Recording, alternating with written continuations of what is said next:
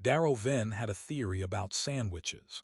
Not a grand theory, not the kind that gets you invited to conferences or earns you a dedicated entry in someone's research archive, but a working theory, practical and field-tested across 11 years of eating lunch alone in the Juncture Station cafeteria.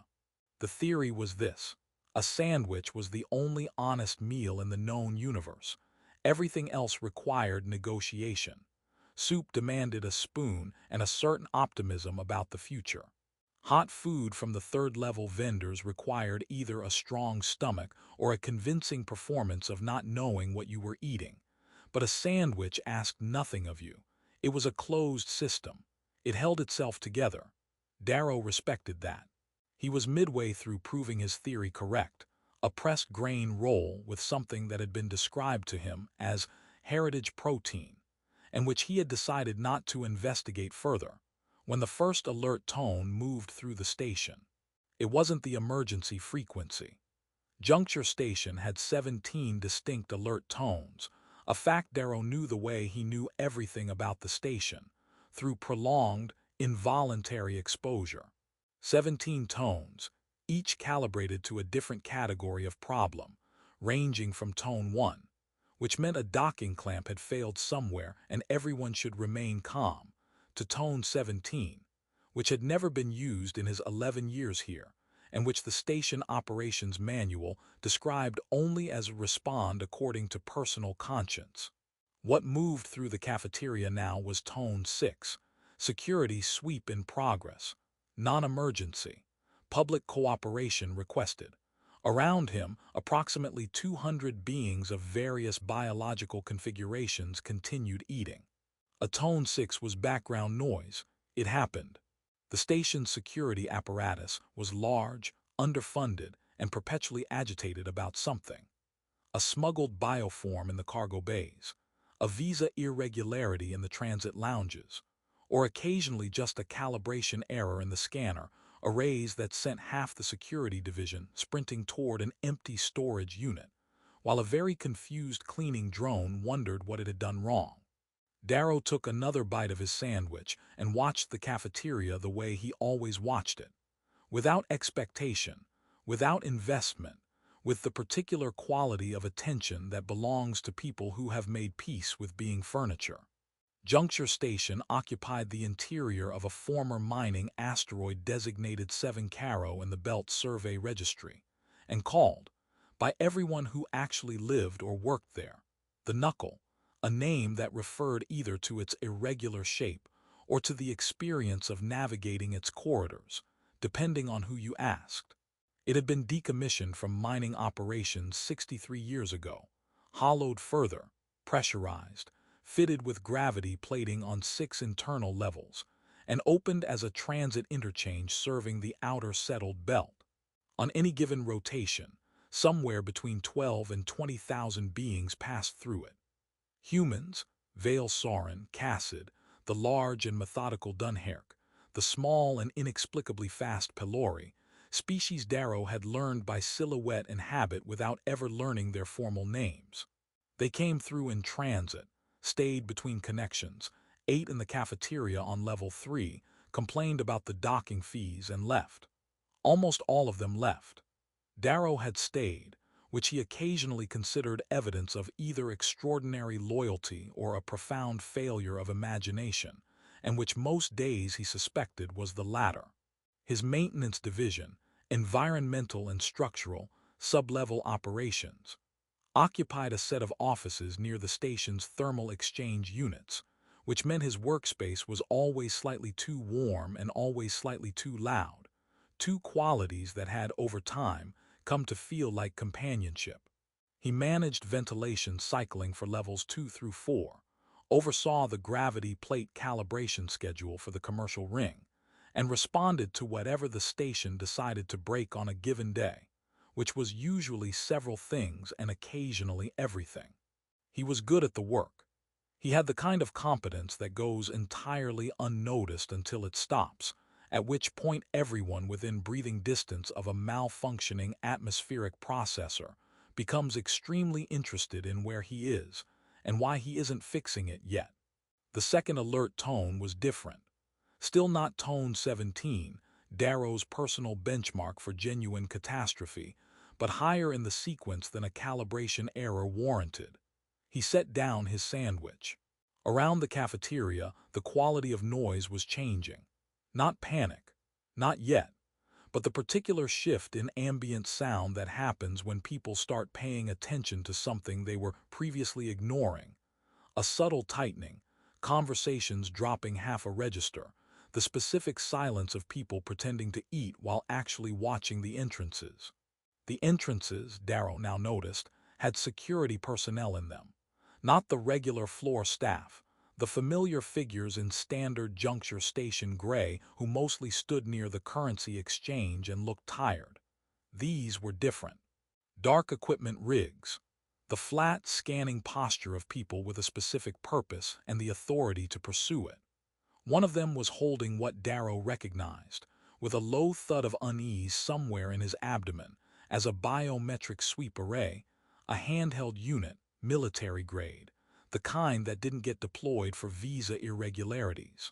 He was picking up his sandwich again, because whatever was happening to someone else, and his theory about sandwiches remained sound when the chair beside him moved. Not the chair across from him, the one beside him. Close enough that whoever sat in it would be within arm's reach, sharing the narrow corridor of space between his table and the next. An unusual choice in a cafeteria with empty tables. A choice that announced itself before he had finished registering it, because with the movement of the chair came a hand, long-fingered, pale to the point of translucence, the faint bioluminescent tracery along the back of it marking her species before he'd even looked up. And that hand closed around his with the specific, controlled pressure of someone who had made a decision and was not going to unmake it. He looked up. She was looking forward. "Please," she said, very quietly in standard, with the particular care of someone speaking a language they have learned rather than grown up inside. "Pretend that you know me. They are looking for someone traveling alone." Darrow looked at her hand in his. He looked at the security personnel working their way methodically between tables, the biometric array sweeping in slow arcs. He looked at his sandwich. He put his other hand over hers. "Are you feeling better?" he said, loudly enough for the next table to hear, in the voice he used when talking to station officials who were about to make his day significantly worse. "You had me worried. You went so pale." The security personnel moved through the cafeteria with the unhurried confidence of people who believed the math was on their side. And it was, objectively. There were 6 of them that Darrow could count, plus whoever was managing the sweep from outside, plus the biometric array that didn't care about confidence or body language or the quality of a man's improvised performance. It just read and flagged and reported. Darrow kept his hand over hers and watched them come closer in the way he watched structural stress indicators in the ventilation system. Without visible alarm, with considerable internal alarm, cataloging everything while appearing to catalog nothing. She had not looked at him since she sat down. She was looking at the middle distance with the focused composure of someone who had practiced this, or something like this, enough times that the performance had become its own kind of stillness. Her breathing was even. Her posture was the posture of someone comfortable where they were. Only her hand underneath his was telling the truth, a faint, continuous tremor, like a wire carrying more current than it was rated for. "You don't have to keep holding it," she said, very quietly, not moving her lips more than necessary. "Just don't move away." "I'm not holding it," Darrow said, in the same quiet register. "I'm resting my hand on the table and your hand happens to be under it. Completely different thing." A pause. "Is that a meaningful distinction?"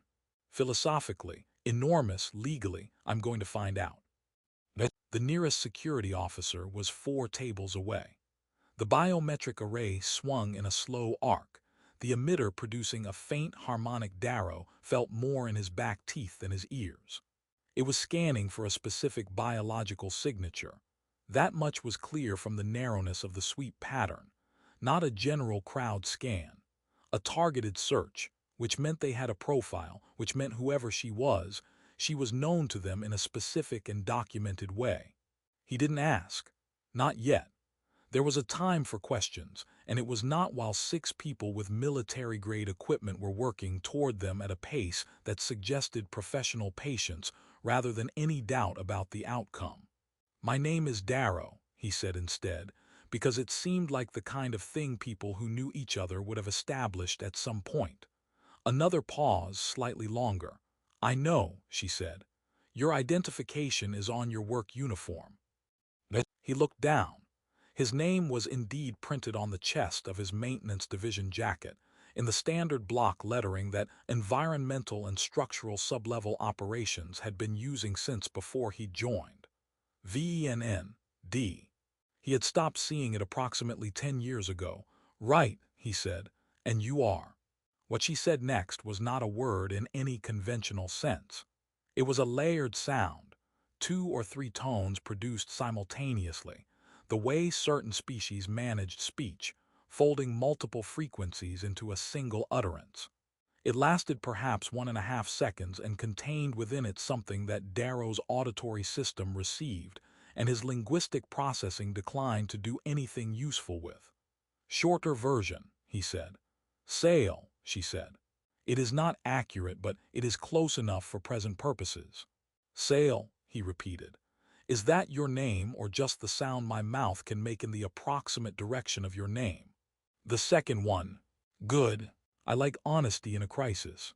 The security officer was 2 tables away now. His partner was angling from the left, the 2 of them executing a pincer approach that was professional enough to confirm these were not station regulars.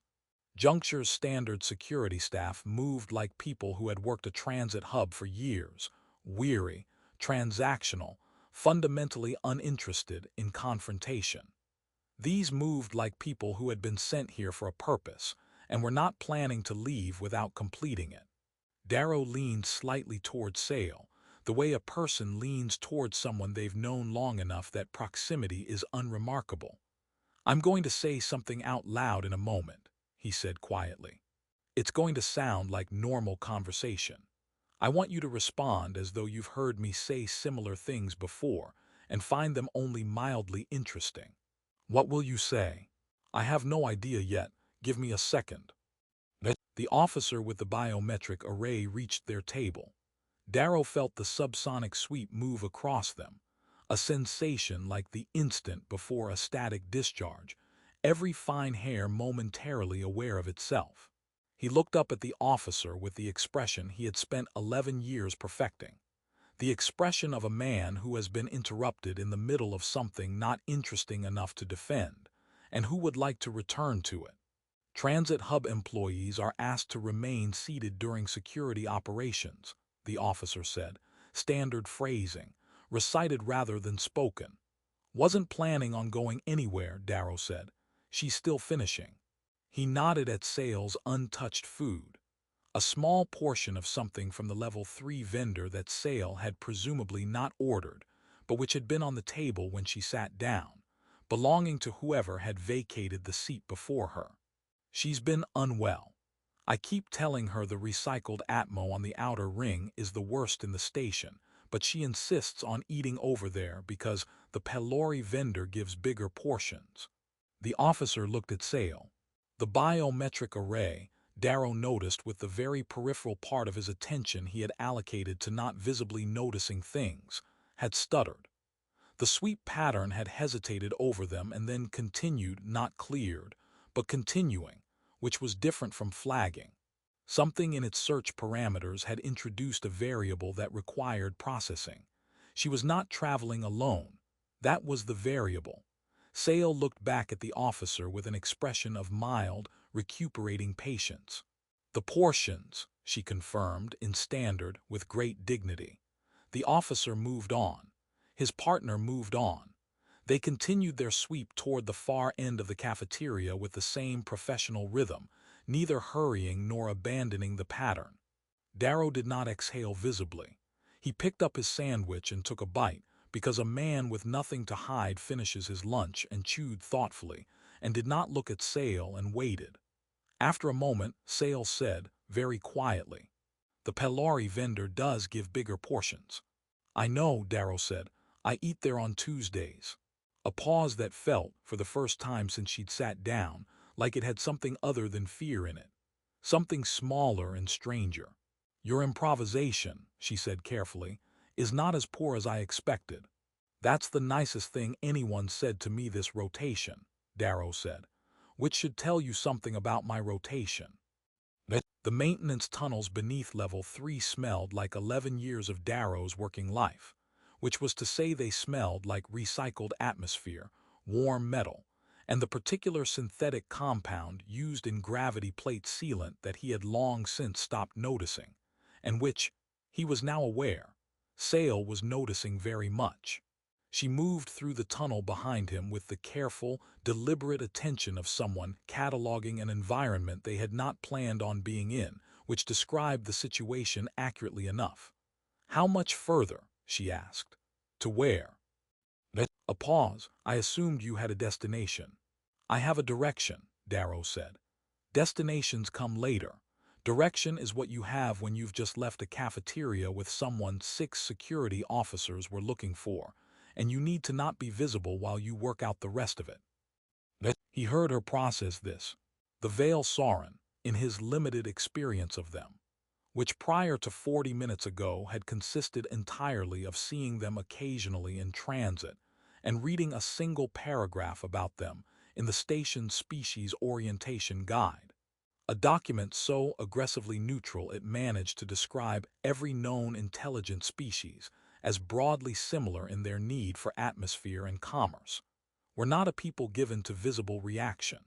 But there was something in the quality of Sale's silence that was expressive in a way her face wasn't, a texture to the quiet that changed depending on what was in it.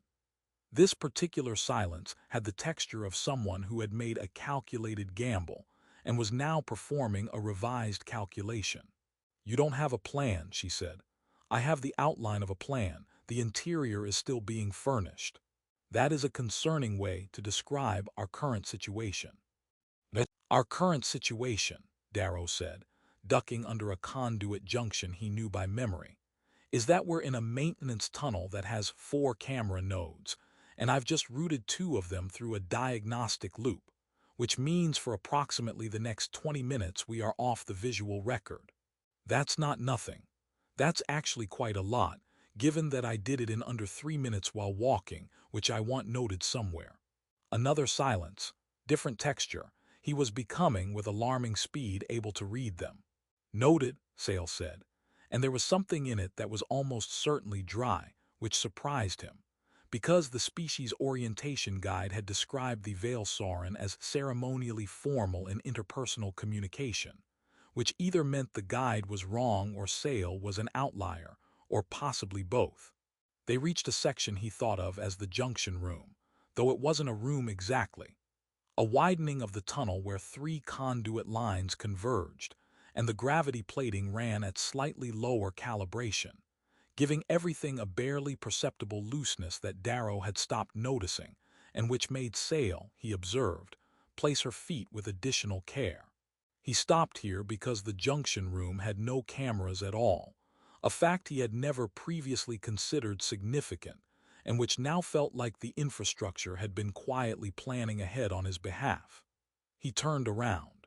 It was the first time since the cafeteria that he had looked at her directly, without the immediate tactical pressure of nearby security officers, requiring his peripheral attention to be elsewhere. She was taller than he'd registered. The Veil Sorin carried height differently than humans, something in the proportion of the torso, so that tallness read as extension rather than scale. The bioluminescent tracery along her hands and the sides of her neck was faint in the tunnel's work lighting, the kind of faint that suggested it responded to something, emotional state, ambient conditions, she hadn't said and he hadn't asked.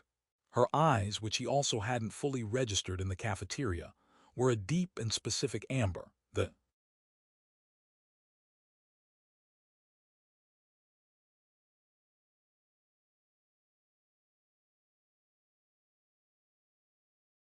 pupils structured in a way that was close enough to human to be readable and different enough to be a reminder that close enough and identical were not the same thing. She was looking at him with an expression that he suspected meant she was doing the same accounting he was. Revised assessment under better conditions.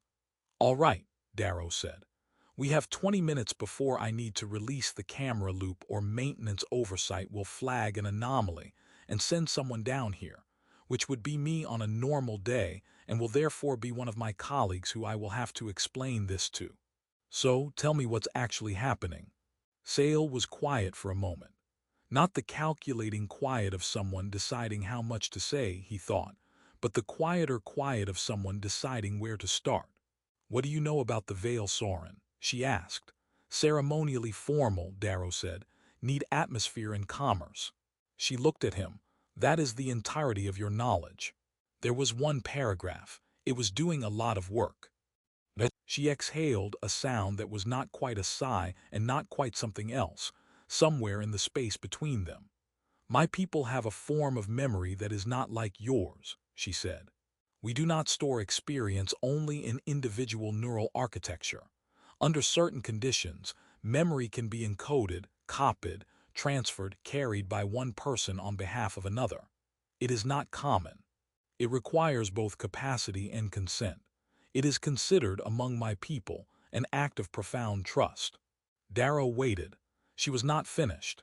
He had the instinct that rushing her toward the point would be both futile and costly. "Someone gave me a memory," Sale said. "Not a small one, not a personal record. What they gave me contains information that several governing bodies and at least 2 major private interests have been trying to suppress for 11 years. She paused. "The person who gave it to me did not survive the transfer by very long." The tunnel hummed around them. A gravity plate cycled somewhere below, a sound Darrow knew as well as his own breathing. "And the people in the cafeteria," he said, "are employed by one of those interests." "Yes." Darrow leaned against the conduit wall and looked at the ceiling, where a cluster of fiber relay lines ran in their neat bundle toward the station's central exchange. He thought about Tone 6. He thought about military-grade biometric arrays.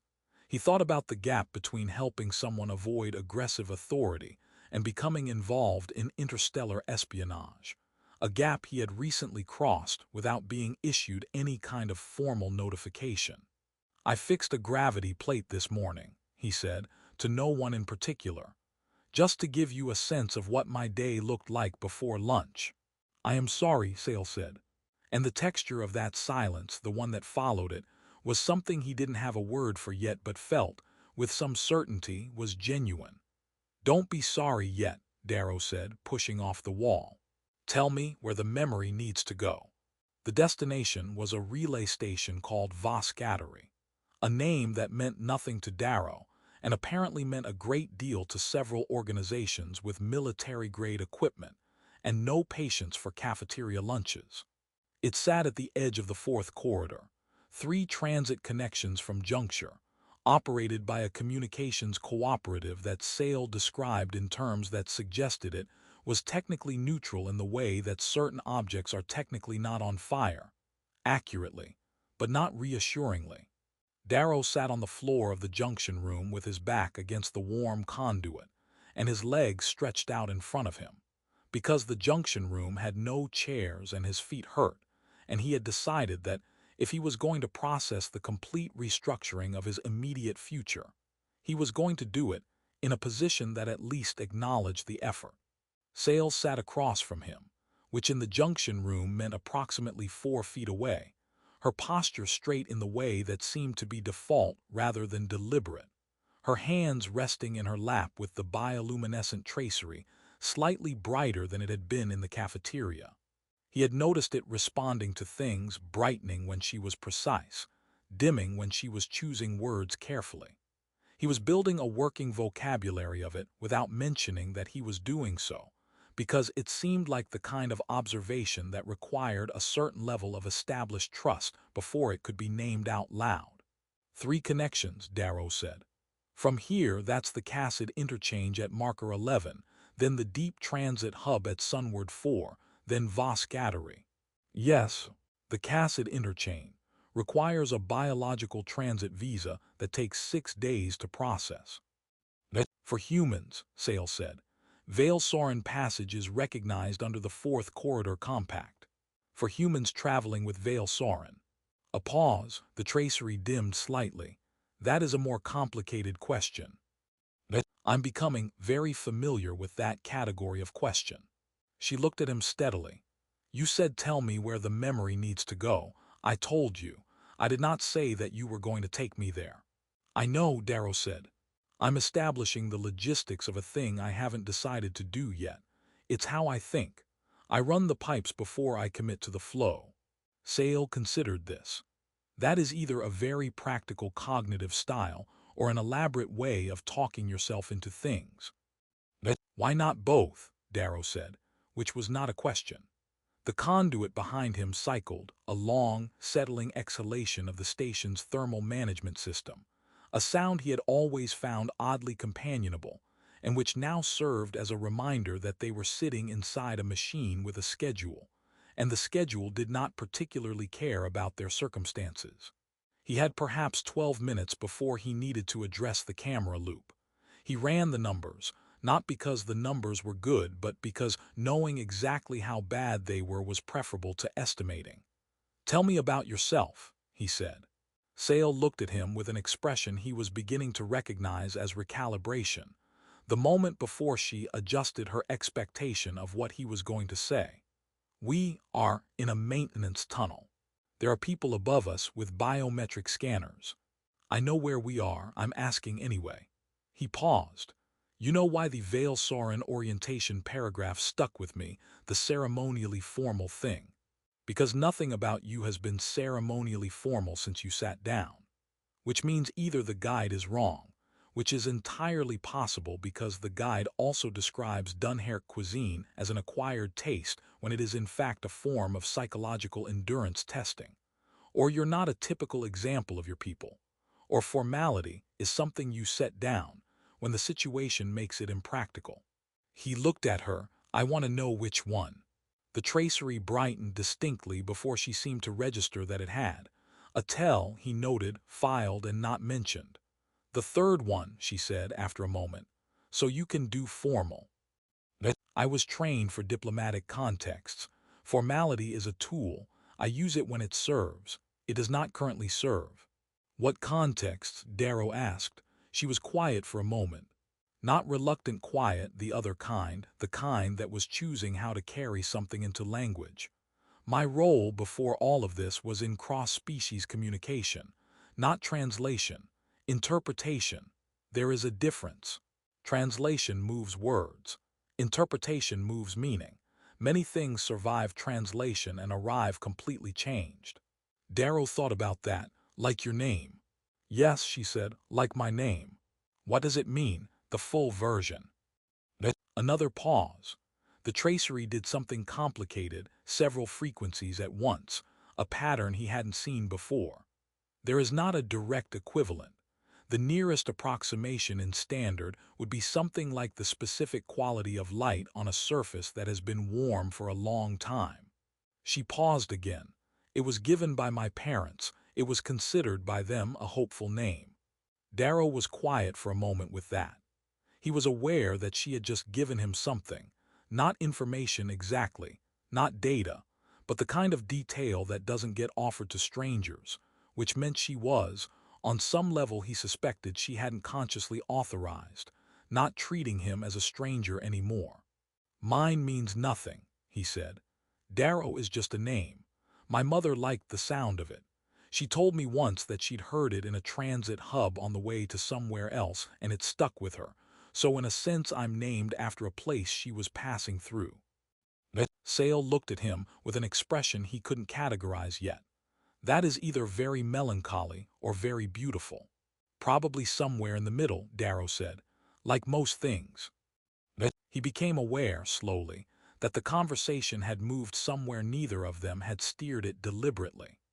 There was a quality to the air in the junction room, warm from the conduits, close, undisturbed by the noise and motion of the station above, that had nothing to do with the situation they were actually in. He noticed it the way you notice when the background sound of a place you've stopped hearing suddenly changes. Something had shifted slightly, without announcement. He stood up, because the camera loop needed addressing, and because the junction room was small and he was finding the smallness of it distracting in a way that required movement. "I need to fix the cameras," he said. "Yes," Sale said. "And then we need to figure out how to get you off this station." "Yes," she said again. And then, after a moment, with the careful precision of someone placing a word exactly where they mean it to go. "We." Darrow looked at her. "You said we," she said, not quite looking at him, her hands still in her lap, the tracery running its quiet light. "Earlier, you said we need to figure out, I noticed." Darrow picked up his toolkit from the floor where he'd set it. "Pipes and flow," he said, "and when to fix the cameras." The lockdown started at the 14th hour, station time, which was 40 minutes after Darrow had released the camera loop, and approximately 30 seconds after he had made what he would later describe as a minor ventilation adjustment, and what the station's automated safety system would later describe, in its incident log, as a cascade thermal irregularity triggering simultaneous alerts across 3 environmental zones. It was not entirely his fault. The plan had been straightforward, which in retrospect was the first warning sign. Juncture Station had a secondary docking ring on level 1, used primarily by maintenance and supply vessels, that operated on a separate clearance protocol from the main transit terminals. Darrow had access to it. He had access to most things on levels 2 through 4 by virtue of his division clearance, and to level 1 by virtue of having fixed its atmospheric recycler 7 times in the past 2 years, and having quietly kept a copy of the access credentials each time, which was technically a violation of station security protocol, and which he had always justified to himself as professional prudence. The secondary ring had a supply runner scheduled for departure to Marker 11 at the 15th hour. Marker 11 was the Cassid interchange. The Cassid interchange was the first of 3 connections to Vosgatary. The plan had been to reach level 1 through the maintenance corridor network, board the supply runner under the transit provision that allowed station employees to request emergency passage on supply vessels, and be moving before whoever was running the search above them finished recalibrating for a target that hadn't left through any of the monitored exits. The plan had not accounted for the ventilation conduit on level 2, section F, which had been on Darrow's repair list for 11 days, and which chose the precise moment of their passage through section F to express its accumulated grievances by separating at the primary junction seal, with a sound like someone dropping an entire cutlery service from a considerable height. Darrow had reacted on instinct, which was the correct reaction for a maintenance technician, and the incorrect reaction for a person trying to move through a station undetected. He had opened the emergency panel, rerouted the pressure through the secondary line, and in doing so had pushed a thermal reading in Zone 7 past the automated alert threshold, which triggered a safety response in Zone 9, which was connected through a shared monitoring node to Zone 12. And Zone 12 had apparently been waiting for any excuse whatsoever because every alarm it possessed activated simultaneously. In the sudden noise, Sale had looked at him. "Pipes and flow," she said. "That's not the conduit was already failing. That was pre-existing. I just accelerated the timeline. Of the alarm. Of the repair, the alarm is incidental."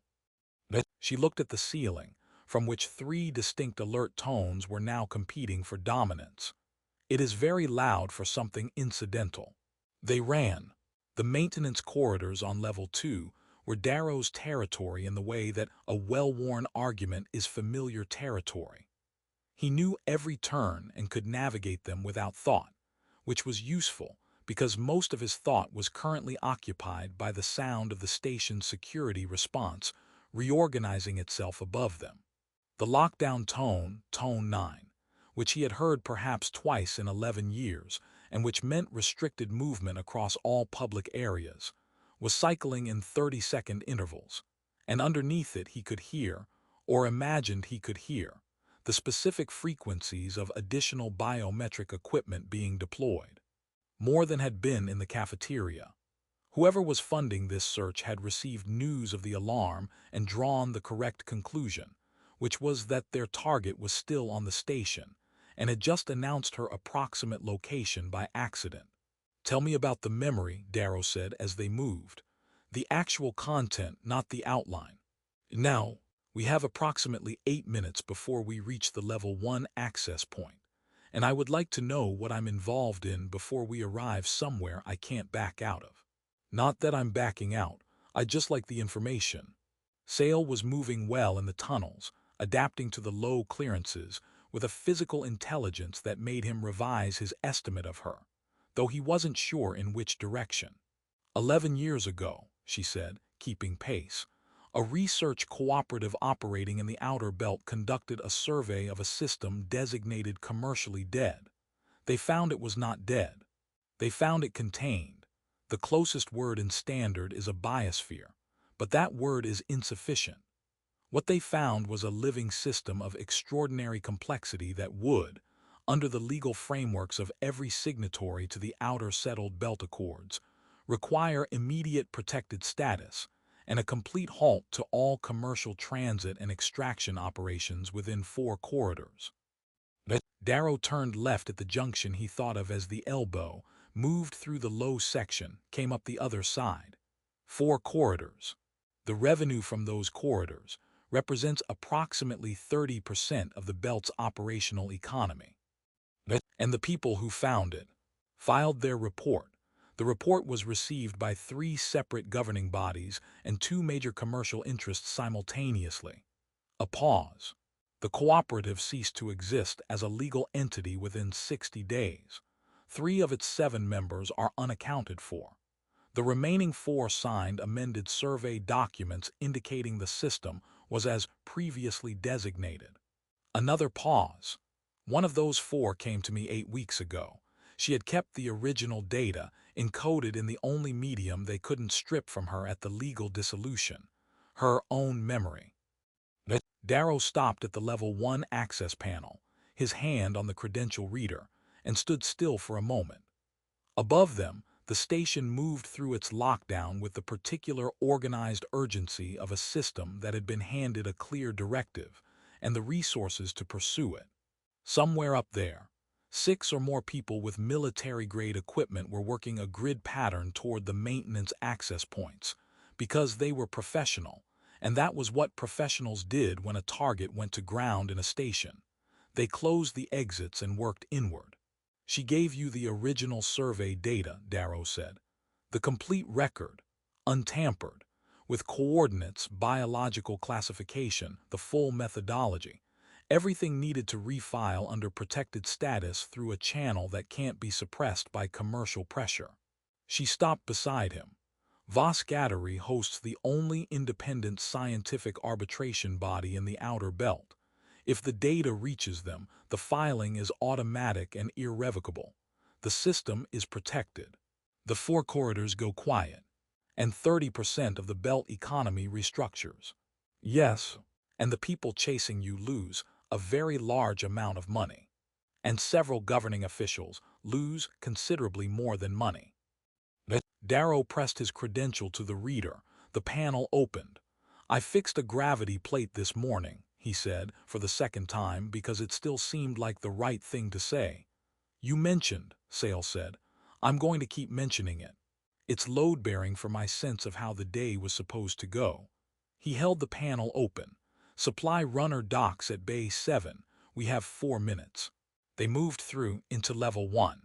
Behind them, somewhere in the tunnel network they just left, Darrow heard the unmistakable sound of a maintenance access point being opened by someone who wasn't him.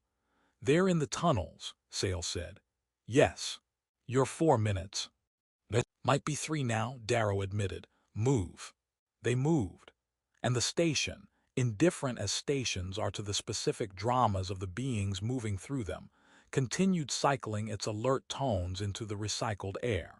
They made the supply runner with 40 seconds to spare, which Darrow would later describe as comfortable, and which Sale would later describe as the most frightening 40 seconds of an already remarkably frightening day. The runner was a Cassid vessel, broad and unhurried in its design, the way Cassid everything was broad and unhurried, operated by a single pilot who looked at the two of them with the specific lack of surprise that belongs to people who have run supply routes long enough to have seen most categories of situation, and filed them all under not my business. Darrow invoked the emergency passage provision. The pilot accepted it with a gesture that meant approximately yes in Cassid body language, and approximately I will be pretending I didn't see you for the duration of this trip in practical terms. The bay doors closed. The runner detached. Juncture Station fell away behind them in the viewport, the irregular, knuckled shape of it growing small against the belt's distant scatter of rock and light, and Darrow watched it go with a feeling he didn't immediately have a name for. Something between relief and the specific vertigo of a man who has stepped off a surface he stood on for 11 years, and is only now registering that it was the standing still that had become the habit rather than the place itself. Sale stood beside him at the viewport and did not say anything, and he was grateful for it. The transit to Marker 11 took 9 hours. They spent most of it in the runner's small secondary hold, which smelled like Cassid cargo sealant and contained 2 folding surfaces that functioned as seats if you were optimistic about the definition. The pilot brought them something to eat at the 4th hour without being asked, set it down without comment, and left. And Darrow thought that if he ever met that pilot again, he would buy them the best meal available in whatever station they happened to be in. He slept for 2 hours somewhere in the middle of the transit, which surprised him, because he had not expected his nervous system to authorize sleep under the circumstances. When he woke, Sale was sitting exactly as she had been, and he had a brief, disoriented moment of thinking he had imagined the sleeping. The commercial concourses had the quality of a long exhale. Darrow found it profoundly relaxing in a way he suspected was partly genuine, and partly the relief of being somewhere that no one was currently running a biometric sweep. Sale navigated the Vale Soren transit desk with the formal precision she had described as a tool, and he watched her use it, the shift in her posture, the specific register of her voice, the way she became, not a different person, but a more constructed one. The desk processed their connection to Sunward 4. She returned to him afterward and the construction came down, not all at once but in the way a held breath releases, gradually. "You're good at that," he said. "I was trained for it." "Does it cost you anything, putting it on?" She considered the question with the seriousness she gave to questions that deserved it. "Less than it used to," she said. "It used to feel like wearing something that didn't fit. Now it fits. I'm not sure if that's improvement or loss." Darrow thought about 11 years of making himself invisible in a station cafeteria, of perfecting the expression of a man who has nowhere else to be. "Probably both," he said. "Like most things." She looked at him. The tracery brightened. Sunward 4 was a deep transit hub in the full sense of the term, built into the dark between corridors, serving the routes that didn't appear on commercial maps, populated by the specific category of being that moves between places without being particularly associated with any of them. Darrow felt at home in it in a way that told him something he wasn't sure he'd admitted before, that he had not stayed on Juncture Station because he loved it, but because leaving required a direction, and he had not had one. He had one now, which was a strange and uncomfortable feeling, like a joint that had been still for a long time being asked to bear weight. The connection to Vosgateri departed from a bay so far from the main concourse that they walked for 20 minutes to reach it, and it was in that walk, unhurried, through corridors that were quiet enough to hear their own footsteps, that Sale told him the rest. Not the political architecture of what the memory contained, which he understood well enough by now, but the personal part. The researcher who had given it to her. A woman named, in Sale's telling, with a layered sound that she did not offer a shortened version of this time, as though this name deserved its full weight. They had known each other for years. The giving of the memory had been, as Sale had said, an act of profound trust, but it had also been something else, something she named without naming by the way she went quiet after the telling, the tracery dimming to its most private register. Darrow didn't ask. He walked beside her and let the quiet be what it was. Voskateri was smaller than he'd expected. He had built it in his imagination into something significant, and it was, in reality, a modest installation. Functional, precise, the architecture of people who cared about the work rather than the appearance of the work. The independent scientific arbitration body occupied 3 connected modules at the station's research end, staffed by people who looked like they had been interrupted from something important and were politely tolerating the interruption. They were not politely tolerating it within 4 minutes of Sale presenting her credentials and stating her purpose. Within 4 minutes the room had changed quality entirely. A shift Darrow felt before he understood it. The atmosphere of people who have been waiting for something they didn't know they were waiting for and have just been told it has arrived. A senior arbitrator, a dun herc of considerable size and unhurried authority, reviewed the initial documentation with the focused attention of someone who understood exactly what they were looking at. The memory transfer took 2 hours. Darrow did not witness it. It was a private process, she had explained, and he had said of course without needing to think about it.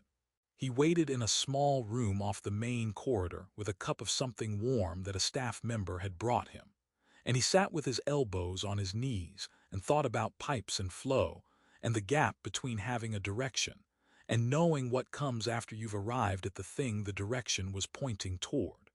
When Sale came out she looked smaller somehow, and he understood that carrying something for a long time and then setting it down does not feel like relief immediately.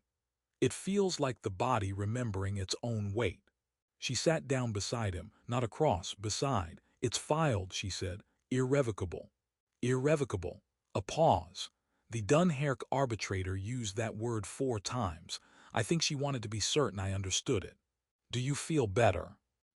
Sale thought about this with the honesty she gave to questions that deserved honesty. I feel finished, she said.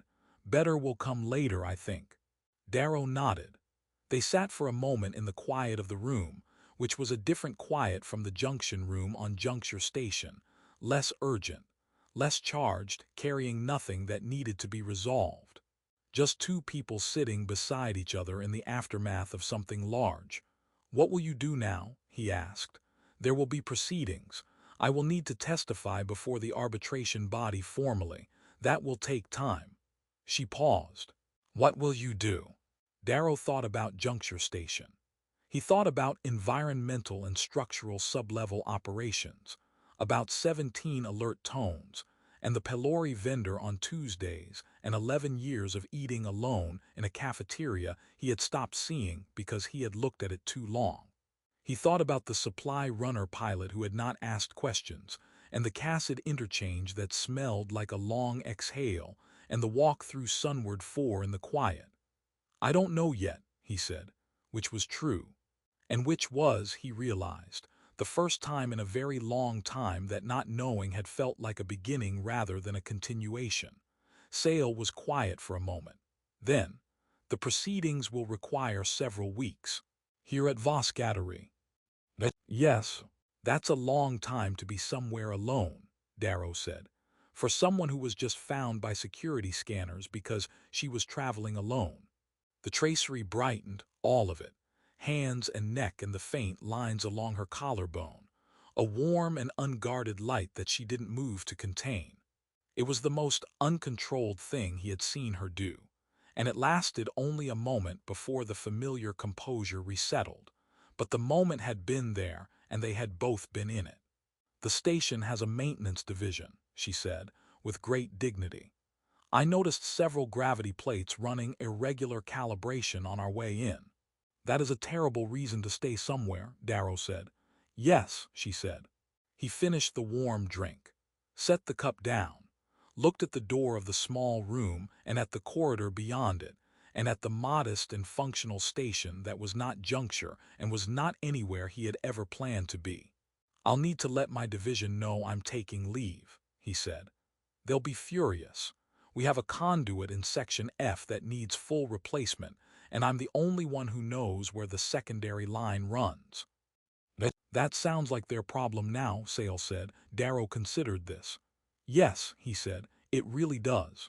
Outside, in the research modules, the irrevocable filing was moving through the arbitration body systems toward the channels that would carry it to every governing body in the outer settled belt. And four corridors of commerce were about to have a very difficult conversation with the concept of consequence.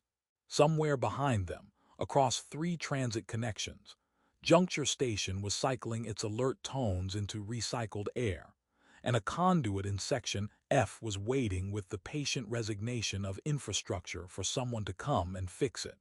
Darrow didn't go back.